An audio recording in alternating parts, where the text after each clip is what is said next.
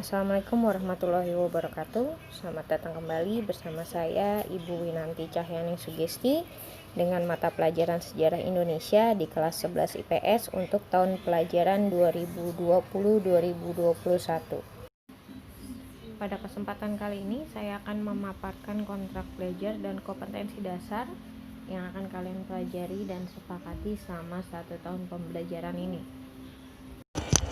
Kita mulai dari kontrak belajar. Yang pertama, sistem pembelajaran. Sistem pembelajaran yang digunakan adalah active learning atau cara belajar siswa aktif. Melalui sistem pembelajaran ini, siswa menggunakan beragam media pembelajaran seperti Google Form, Google Classroom, Zoom, dan YouTube. 2. Sistem penilaian. Pembelajaran ini menggunakan sistem penilaian yang sudah dibuat oleh tim kurikulum, yaitu nilai KKM sebesar 75. Yang ketiga, disiplin kelas, yaitu siswa diharapkan hadir on time sesuai dengan jadwal yang telah ditentukan. 2. Siswa yang tidak mengikuti pembelajaran lebih dari 3 kali tanpa alasan yang jelas tidak mendapat nilai KKM. Yang ketiga, siswa yang menyerahkan tugas terlambat, nilainya akan dikurangi 5 poin dari setiap tugas yang diberikan. Yang terakhir, tidak ada ujian susulan kecuali ada alasan yang jelas dan tertulis. Masuk pada kompetensi dasar pada materi pertama, yaitu kedatangan bangsa Eropa di Indonesia. Poin 3.1 menganalisis proses masuk dan perkembangan penjajahan bangsa Eropa, yaitu Portugis, Spanyol, Belanda, dan Inggris ke Indonesia.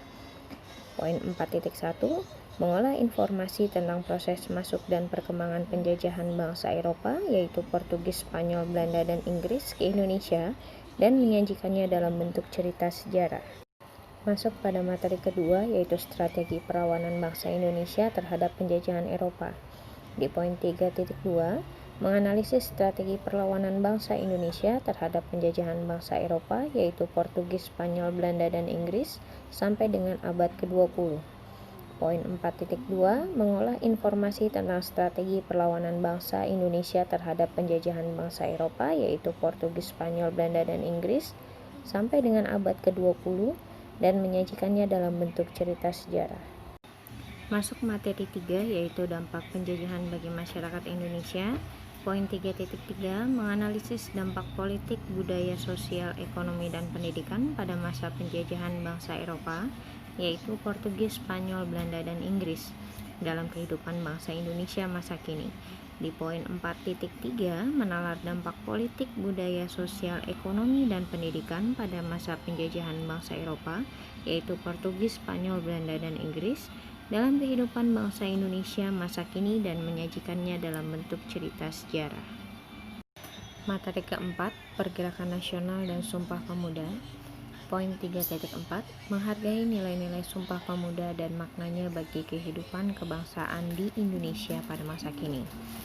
Poin 4.4 menyajikan langkah-langkah dalam penerapan nilai-nilai Sumpah Pemuda dan maknanya bagi kehidupan kebangsaan di Indonesia pada masa kini dalam bentuk tulisan atau media lain. Materi kelima, pendudukan Jepang di Indonesia. Poin 3.5 menganalisis sifat pendudukan Jepang dan respon bangsa Indonesia. Poin 4.5 menalar sifat pendudukan Jepang dan respon bangsa Indonesia dan menyajikannya dalam bentuk cerita sejarah. Lanjutan materi pendudukan Jepang di Indonesia. Poin 3.6 menganalisis peran tokoh-tokoh nasional dan daerah dalam memperjuangkan kemerdekaan Indonesia. Poin 4.6 menulis sejarah tentang satu tokoh nasional dan tokoh dari daerah yang berjuang melawan penjajahan. Materi ke-6, peristiwa proklamasi kemerdekaan Indonesia. Poin 3.7 menganalisis peristiwa proklamasi kemerdekaan dan maknanya bagi kehidupan sosial, budaya, ekonomi, politik, dan pendidikan bangsa Indonesia. Poin 4.7 menalar peristiwa proklamasi kemerdekaan dan maknanya bagi kehidupan sosial, budaya, ekonomi, politik, dan pendidikan bangsa Indonesia dan menyajikannya dalam bentuk cerita sejarah. Materi 7, Indonesia pada masa awal kemerdekaan. Poin 3.8 menganalisis peristiwa pembentukan pemerintahan pertama Republik Indonesia pada awal kemerdekaan dan maknanya bagi kehidupan kebangsaan Indonesia masa kini.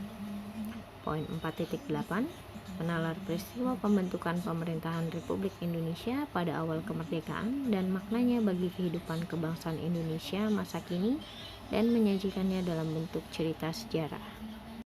Masuk pada materi ke-8 yaitu peran tokoh sekitar proklamasi. Poin 3.9, menganalisis peran dan nilai-nilai perjuangan Bung Karno dan Bung Hatta sebagai proklamator serta tokoh-tokoh lainnya sekitar proklamasi.